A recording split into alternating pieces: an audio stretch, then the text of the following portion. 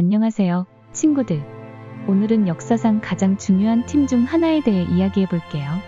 그 팀의 리더는 예수님이었고, 팀원들은 바로 12명의 제자들이었죠. 이 평범한 사람들이 어떻게 세상을 바꾸는 놀라운 여정을 시작하게 되었는지 함께 알아볼까요? 약 2000년 전 이스라엘이라는 나라에서 예수님은 자신의 가르침을 전할 특별한 사람들을 찾고 계셨어요. 그런데 예수님은 어떤 사람들을 선택하셨을까요? 유명한 정치인이나 부자, 학자들이었을까요? 아니요. 예수님은 평범한 사람들, 어부, 세금 징수원, 평범한 시민들을 선택하셨답니다. 그들은 완벽하지 않았고 실수도 많이 했지만 예수님은 그들의 가능성을 보셨어요. 이 12명의 제자들은 시몬 베드로, 안드레, 야고보, 요한, 빌립, 바돌로메, 도마, 마태, 알페오의 아들 야고보, 다데오, 가나안인 시몬 그리고 가룟 유다였어요. 이 평범한 사람들이 어떻게 비범한 여정을 시작하게 되었는지 지금부터 알아볼까요? 첫 번째로 만나볼 제자는 시몬 베드로예요. 베드로는 어부였는데 그의 원래 이름은 시몬이었지만 예수님이 베드로라는 새 이름을 주셨어요. 이 이름은 반석이라는 뜻인데 예수님은 베드로가 교회의 기초가 될 것이라고 말씀하셨죠. 나를 따라오라.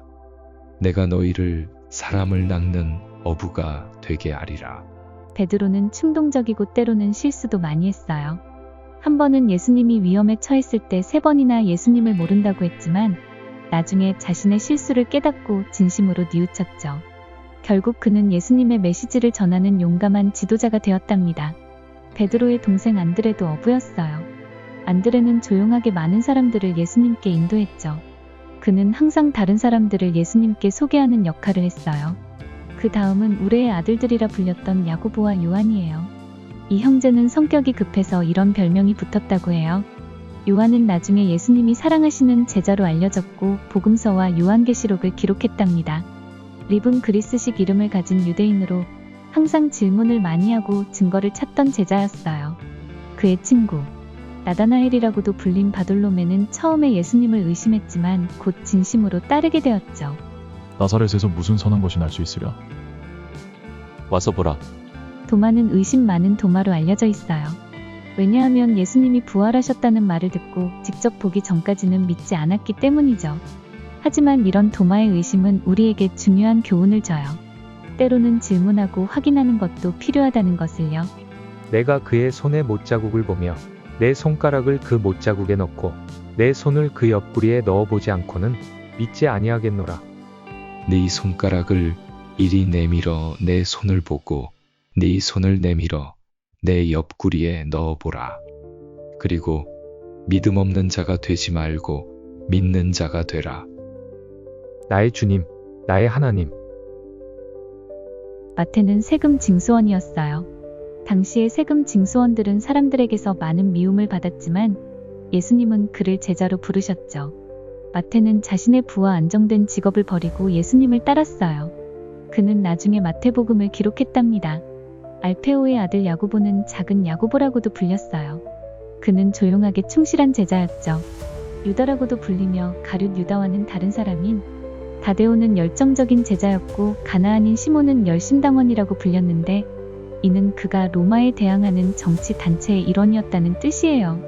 마지막으로 가룟 유다가 있었어요. 안타깝게도 그는 나중에 은화 30개를 받고 예수님을 배신했죠. 그의 이야기는 우리에게 선택의 중요성과 그 결과에 대해 생각하게 해요. 이 12명의 제자들은 3년 동안 예수님과 함께 여행하며 그의 가르침을 배웠어요. 그들은 예수님이 병자를 치유하고 폭풍을 잠재우고 심지어 죽은 자를 살리는 기적을 직접 목격했죠. 그들은 예수님의 말씀을 듣고 그의 친절함과 지혜를 배웠답니다. 하지만 제자들의 여정이 항상 쉬웠던 것은 아니에요. 그들은 많은 도전과 시련을 겪었죠. 예수님이 십자가에 못 박히실 때 대부분의 제자들은 두려움에 도망쳤어요. 하지만 예수님이 부활하신 후 그들은 새로운 용기를 얻었답니다.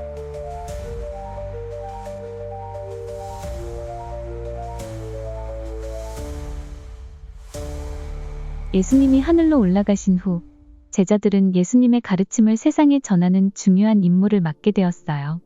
그들은 사도라고 불리게 되었는데 이는 보내심을 받은 자라는 뜻이에요. 이전에는 평범하고 때로는 두려움에 가득 찬 이 사람들이 어떻게 변했을까요?